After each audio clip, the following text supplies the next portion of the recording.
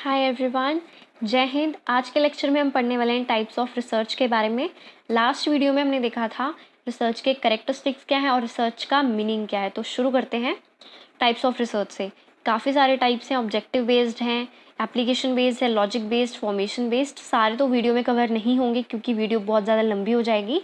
आज हम देखेंगे ऑब्जेक्टिव बेस्ड रिसर्च में डिस्क्रिप्टिव रिसर्च को, और डिस्क्रिप्टिव के आगे जो 3 पार्ट्स दिख रहे हैं आपको, ex post facto, historical research और एनालिटिकल रिसर्च।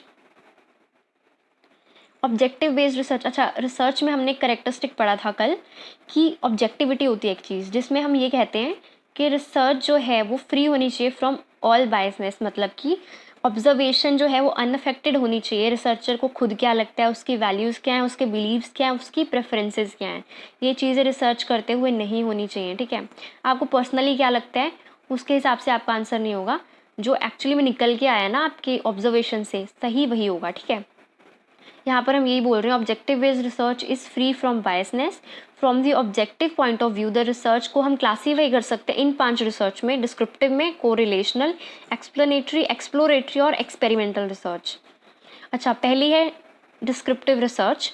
डिस्क्रिप्टिव रिसर्च जो होती है ना वो कंसर्न करती है किन चीज़ों से कि क्या है क्या था। इसमें क्या का जवाब दिया, क्या पे फोकस होता है, क्यों पे फोकस नहीं होता। ठीक है, इसमें हम क्या क्या कर सकते हैं, हम इसमें अलग अलग चीज़ों की तथ्यों की खोज कर सकते हैं।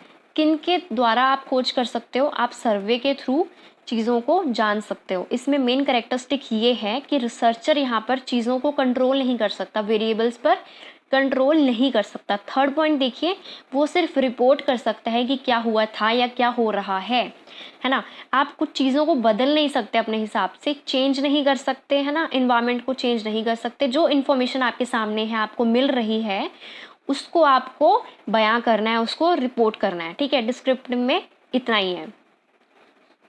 आगे देखते हैं डिस्क्रिप्टिव रिसर्च में जो हमने 3 देखे थे। एक्स पोस्ट फैक्टो रिसर्च है अगला। अच्छा, एक रिसर्च है एक्सपेरिमेंटल रिसर्च, वो हम आगे पढ़ने वाले हैं। बात ये है कि एक्सपेरिमेंटल रिसर्च में जैसे हम चीज़ों को मैनिपुलेट करते हैं ना, है ना, एक्स पोस्ट फैक्टो में भी हम सेम चीज़ें करते हैं कि एक वेरिएबल का इफेक्ट हम दूसरे पे देखते हैं, है ना। बस फ़र्क इतना है कि एक्सपेरिमेंटल में हम चीज़ों को मैनिपुलेट करते हैं, यहाँ पे हम मैनिपुलेशन नहीं कर सकते। बात समझ में आई। एक्स पोस्ट फैक्टो में हम इफेक्ट देखते हैं, क्या फ़र्क पड़ रहा है एक वेरिएबल का दूसरे पर, लेकिन हम यहाँ पे मैनिपुलेशन नहीं कर सकते, है ना। जो चीज़ें ऑलरेडी हो चुकी हैं, है ना, हम उनको मेजर करने की कोशिश करते हैं, इसलिए इनको एक्स पोस्ट फैक्टो रिसर्च कहा जाता है।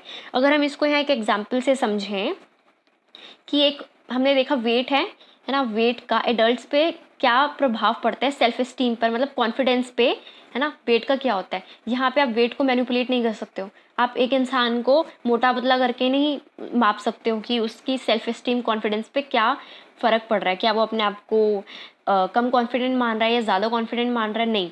यहाँ पे लेकिन हम क्या चीज़ कर सकते हैं, हम ग्रुप्स बना सकते हैं, अंडर वेट, नॉर्मल वेट और ओवरवेट, है ना। इसके हिसाब से हम देख सकते हैं कि किस कैटेगरी में लोग ज़्यादा कॉन्फिडेंट है, किस कैटेगरी में लोग कम कॉन्फिडेंट है। तो हमने यहाँ पे क्या किया, हमने मैन्युपुलेशन नहीं किया वेट के साथ, चेक ज़रूर किया है कि क्या फ़र्क पड़ा वेट का सेल्फ एस्टीम पे, क्या वो पड़ रहा है, असर पड़ रहा है ना, लेकिन कुछ भी मैन्युपुलेशन नहीं किया। तो ये इसका एक बढ़िया एग्जाम्पल था। आई होप आपको समझ में आ गया होगा। लास्ट पे मैं एक बार फिर से एक्सप्लेन कर दूंगी, है ना। आगे है हिस्टोरिकल रिसर्च। अच्छा, हिस्टोरिकल रिसर्च सबसे आसान है। हिस्टोरिकल रिसर्च में हम क्या करने की कोशिश करते हैं, पढ़ते हैं, समझते हैं, चीज़ों को इंटरप्रेट करते हैं, मतलब व्याख्या करते हैं किन चीज़ों की, पास्ट इवेंट्स की, जो पहले घट चुकी है, पास्ट में जो हो चुकी हैं उनके बारे में हम इंक्वायरी करते हैं, है ना। अच्छा, ये हम क्यों करते हैं, हम पास्ट में जो चीज़ें हो चुकी हैं उनकी खोज क्यों करते हैं, इसीलिए करते हैं ताकि हम प्रेजेंट को समझ सकें और अपने फ्यूचर का अंदाज़ा लगा सकें, है ना। To understand the present and to anticipate the future. आगे हम इसमें क्या पढ़ते हैं, teams to discover the trends in past in order to understand the present and to anticipate the future.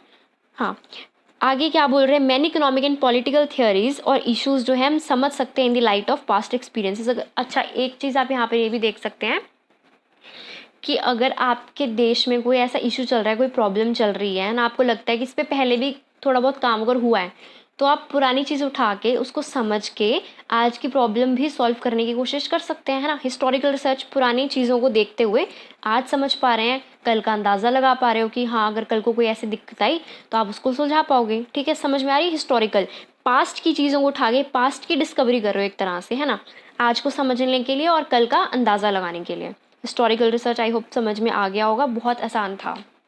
ठीक है, अगली है, लास्ट है एनालिटिकल रिसर्च। अच्छा, मैं यहाँ पे आपको एक एग्जांपल से समझाती हूँ एनालिटिकल रिसर्च के बारे में।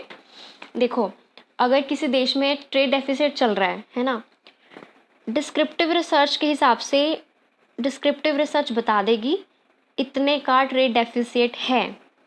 एनालिटिकल रिसर्च क्या करती है, एनालिटिकल रिसर्च बताएगी क्यों है, उसके पीछे हुए कारणों के बारे में बताएगी कि हाँ ट्रेड डेफिसिट हुआ है, ये कारण है जिनकी वजह से हुआ है। एक बार बंदे को अगर कारण पता लग गए, है ना, तो उन कारणों की वजह से मतलब उसका सॉल्यूशन ढूंढने की भी कोशिश करेगा।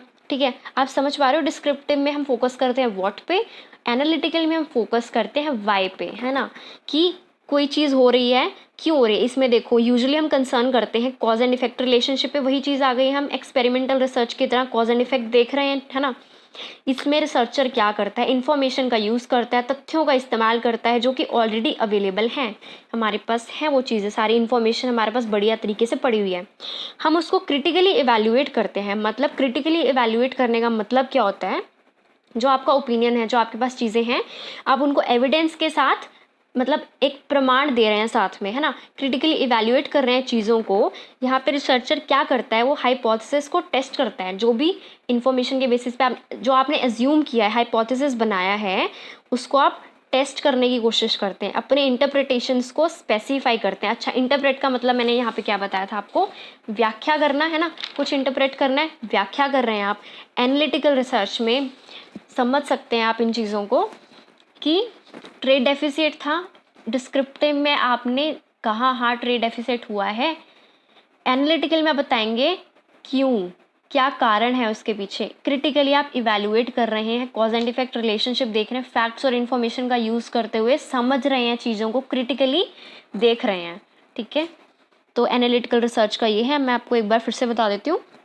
एक्स पोस्ट फैक्टो में जो चीज़ें ऑलरेडी घट चुकी हैं, है ना, फिर से समझते हैं इसको एक बार। एक्स पोस्ट फैक्टो की अगर हम बात करें, जो चीज़ें ऑलरेडी हो गई हैं हम उसे मेजर करने की कोशिश करते हैं, इसीलिए इसको एक्स पोस्ट फैक्टो कहा जाता है। ठीक है, आई बात समझ में थोड़ी सी, और वेट वाला एग्जाम्पल याद रखना। ठीक है, दूसरी बात जो है, हम हिस्टोरिकल रिसर्च देखेंगे, पास्ट में जो चीज़ें हुई हैं, पास्ट का ट्रेंड हम डिस्कवर खोज करने की कोशिश करते हैं ताकि हम अपना आज समझ सकें और कल का अंदाज़ा लगा सकें, फ्यूचर का थोड़ा सा अंदाज़ा लगा सकें। बहुत इश्यूज होते हैं जो हम पहले की चीज़ों को समझ के सुलझाने की कोशिश कर सकते हैं आज की डेट में। एनालिटिकल रिसर्च में हम वाई की तरफ आ जाते हैं कि भाई क्यों, क्या कारण है इन चीज़ के पीछे, अगर ये दिक्कत है, क्यों है ये दिक्कत, अगर आपको पता लगे कि रीज़न क्यों हो रही है चीज़, तो आप उसका सॉल्यूशन ढूंढने की भी कोशिश करेंगे कल को। ठीक है, आई होप ये समझ में आ गया हो। थैंक्स फॉर वॉचिंग, बहुत बहुत धन्यवाद। एक बार फिर पढ़ लेना अच्छे से। ठीक है, थैंक यू सो मच।